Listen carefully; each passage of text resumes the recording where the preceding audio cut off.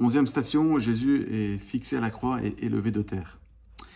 Jésus est fixé à la croix. Quand on regarde le tableau de notre chemin de croix, à la 11e station, nous voyons les artisans de cette mise en croix minutieusement préparer leur mise à mort du Seigneur. On les voit travailler, calculer, déterminer, presque enragés dans cette mise à mort bien ficelée, j'allais dire, entre guillemets, du Seigneur.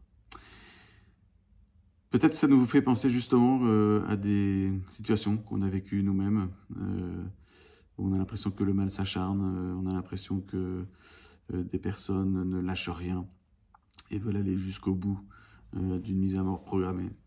L'histoire de l'Église, l'histoire du monde, l'histoire des saints aussi qui nous ont précédés et parfois marqués par ce genre d'épisodes très difficiles. Je pense notamment aux martyrs qui ont donné leur vie jusqu'au bout et devant l'acharnement de ceux qui voulaient renier le Christ, qui voulaient écraser le Christ, qui voulaient écraser la foi. Et ben ces torches vivantes que sont les martyrs nous rappellent l'exemple jusqu'au bout d'une fidélité accomplie et heureuse malgré les obstacles et les persécutions. Cette station nous fait donc méditer sur ce mystère du mal. On dit souvent que les vraies croix, encore une fois, sont celles qu'on ne comprend pas ou qu'on ne comprend pas toujours. Comment expliquer que celui qui est innocent, le seul innocent, et ça, aucun d'entre nous n'est innocent parfaitement, le seul innocent, c'est lui, a été injustement exposé, élevé de terre et exposé à la vindicte des hommes. C'est mystérieux. Jean-Paul II parlait du mystère du mal, Mysterium Iniquitatis, dans son dernier ouvrage, peu de temps avant de mourir, Mémoire et Identité. Le mystère du mal, c'est quelque chose que nous ne comprenons pas totalement. Voilà. Quand on essaye d'expliquer le mal de bout en bout, de tout justifier, pourquoi telle chose s'est passée, on bute à quelque chose qui, en partie aussi, nous échappe. C'est ce que saint Paul explique quand il dit « Je ne fais pas le bien que je voudrais faire et je fais le mal que je ne voudrais pas faire ». Il y a une espèce d'affrontement dans le cœur des autres, mais surtout en nous, dans notre cœur. Cet affrontement du bien contre le mal, de la grâce contre le péché. Et parfois, nous lâchons, nous n'arrivons pas à suivre les chemins de la grâce. Et le Seigneur est là justement, a été élevé de terre pour nous rassembler, comme une poule rassemble sous ses ailes ses poussins.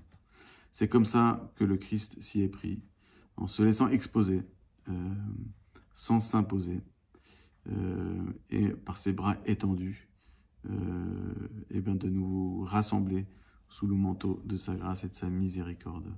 C'est ce grand mystère aussi du Christ qui a été élevé. Élevé pour l'évangile de Saint Jean, c'est à la fois élevé de terre, comme dans la station que nous méditons aujourd'hui, et élevé au matin de la résurrection. Il est sorti de terre pour être à jamais vivant et ressuscité. Voilà, que le Seigneur nous donne la grâce durant ces jours qui nous rapprochent du mystère pascal, du triduum pascal, de ne pas nous laisser effondrer par ce mystère du mal. Il y a une espérance, en fait, qui nous est donnée par la résurrection du Christ. Voilà. La mort n'a pas le dernier mot, le mal n'a pas le dernier mot, même si nous ne comprenons pas tout. Nous pouvons demander la grâce au Seigneur de le suivre sur ce chemin de l'abandon à Dieu. Dans l'Épître aux Hébreux, on parle d'obéissance. Jésus, tout fils qu'il était, a appris l'obéissance.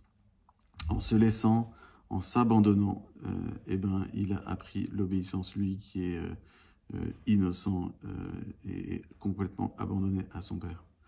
Voilà, l'obéissance, c'est pas fermer les yeux sur l'injustice et puis s'asseoir sur sa conscience, mais c'est ultimement, même quand on ne comprend pas tout, accepter de consentir à des événements que nous ne voudrions pas forcément vivre, ou que nous ne comprenons pas complètement, ou pas du tout parfois, mais de s'assurer que, dans cette juste obéissance aux événements, à ce qu'on peut nous demander, eh ben, le Seigneur est là et ne nous abandonnera jamais. Voilà. Et elle est source de paix, cette obéissance, cet abandon, cette confiance en Dieu que nous pouvons demander, qui est vraiment une grâce, hein. Humainement, parfois, on ne voit pas comment on peut y arriver, mais avec la grâce du Seigneur, eh ben, on peut vraiment, effectivement, y arriver.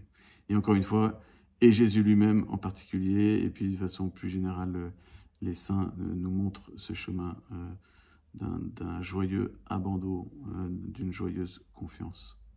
Que le Seigneur nous y aide, et il nous y aide, on le sait, et qu'il continue de nous accompagner sur ce chemin.